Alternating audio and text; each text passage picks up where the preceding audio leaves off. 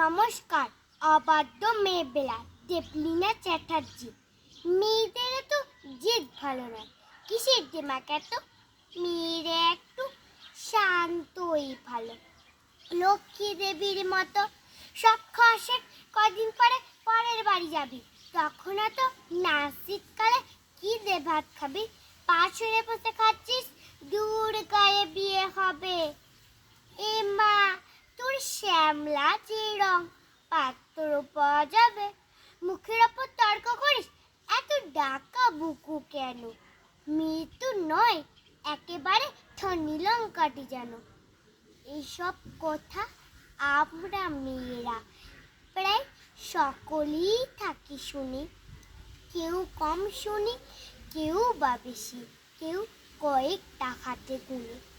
এইসব শুনে কত মেয়েদের ছোট হয় ছোটবেলা। মেয়েবেলা বলে কিছুই থাকে না, সবটা পুতুল খেলা। কেন গো সমাজ, কিসের জন্য এত এক চোখে দেখো? নারীর সরস ছেলেবেলা থাকে, সেসব হিসেব রাখো। কেন গো মেয়েরা ডান পিঠে হলি দড়ি দিয়ে রাখো তালা?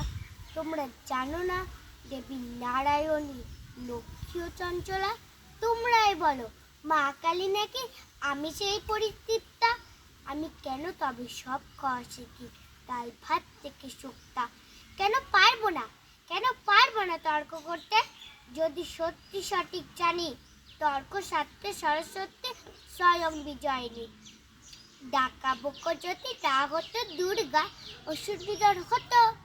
সাধারণ মেয়ে সাহসী হলে ধনী লঙ্কার মতো। অনেক হয়েছে, অনেক হয়েছে, সারো সমাজ এক চোখামিটা ছাড়ো।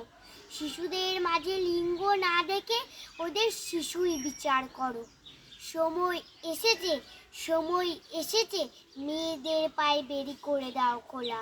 এরপর থেকে নারীদেরও থাক অবাধ্য মেয়েবেলা, এরপর থেকে আমাদেরও থাক অবাধ্য মেয়েবেলা। নমস্কার।